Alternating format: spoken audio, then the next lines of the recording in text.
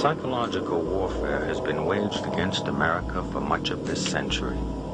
This war for the mind of the public has been facilitated by the emergence of mass media and the transformation of American education by behavioral psychologists. In the book 1984, George Orwell warned that people were in danger of losing their human qualities and freedom of mind without being aware of it while it was happening because of psychological, emotional, and intellectual manipulation. Mind control. Mind control in America. The most effective way to protect yourself from subconscious manipulation is by being aware of how it works. What the conscious mind believes, the subconscious acts on. It works like programming a computer. Information is fed into a computer, and the computer acts on it. However, if the information fed into the computer is wrong, it still acts on it. If a person believes something that is not true, the memory banks of the subconscious mind do not correct the error, but act on it. The theory of cognitive dissonance holds that the mind automatically and involuntarily rejects information not in line with previously accepted thoughts and beliefs.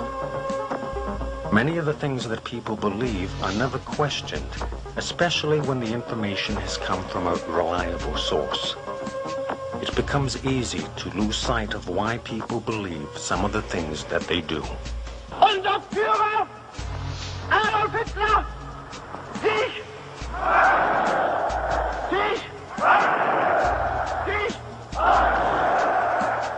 People can be led to believe something that is not true when that information is carefully timed and presented by an accepted and respected authority. The purpose of propaganda is to direct public attention to certain facts. The whole art consists in doing this so skillfully that everyone will be convinced that the fact is real, wrote Adolf Hitler in Mein Kampf. To be effective, propaganda must constantly short-circuit all conscious thinking and operate on the individual subconsciously. The principles behind the big lie of propaganda are the same principles of mind control, hypnotic suggestion, mental programming, distraction, and repetition. Distraction focuses the attention of the conscious mind on one or more of the five senses in order to stop conscious thinking, thus producing a state of mind that is similar to daydreaming. Think of the times you have caught yourself staring blankly at the television screen, losing all sense of time and place. When you stop conscious thinking and your mind goes blank, this is the hypnotic state of mind. This altered state occurs naturally, but can also be induced by clever manipulation. Think of the times you have seen flashing words in TV commercials. The flashing words are a distraction for your eyes to lock onto in order to induce hypnosis. The purpose of this is to reduce any resistance to the message by stopping all thought and analysis. Watching television often produces an altered state of consciousness. Though not consciously perceived, the television screen, while appearing static, actually flickers. Any repeating light or sound pattern can lead you into an altered state. A hypnotist uses patterned speech by varying the pacing and inflection of his voice to induce this state of mind in his subject. It is in this state of mind where one is the most receptive to mental programming. Whether or not the information takes hold in the mind depends on two factors: trust in the source of the information and repetition of the message. Trust in the source of the information induces acceptance of the message as true, even if it is not understood. Repetition of the message embeds it in the subconscious so that acceptance of its truth and accuracy becomes a conditioned response. Thus, this information will be accepted as true without thinking about it whenever it is presented again.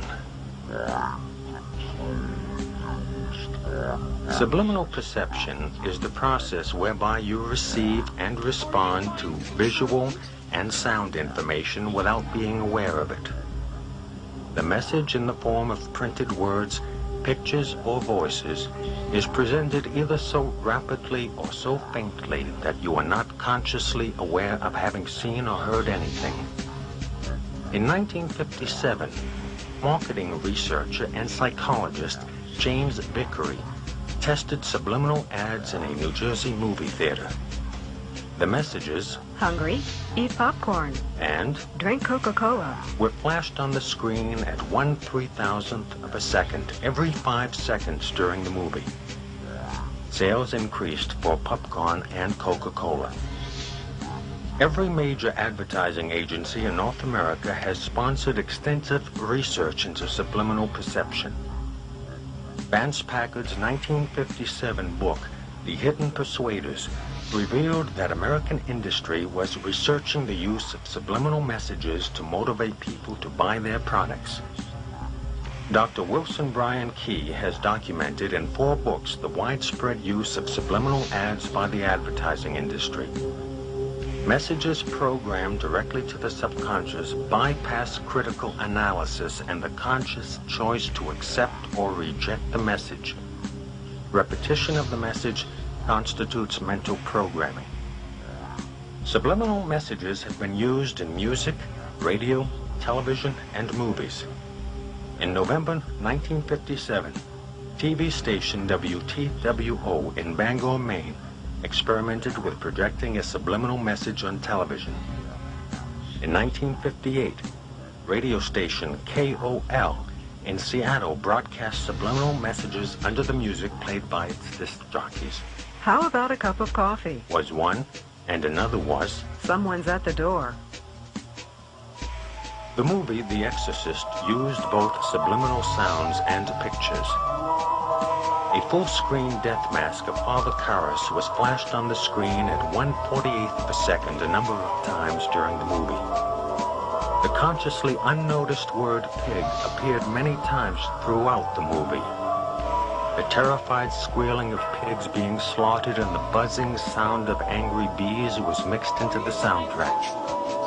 Laboratory experiments show that people will react to certain words, pictures, and sounds with quickened pulse, faster breathing, sweating palms, and other indications of heightened emotions. People actually fainted in response to this movie. Many became nauseous, and many had nightmares. William Peter Blatty, the author of the novel and producer of the movie, was a CIA operative who served as the policy branch chief of the Psychological Warfare Division of the United States Air Force.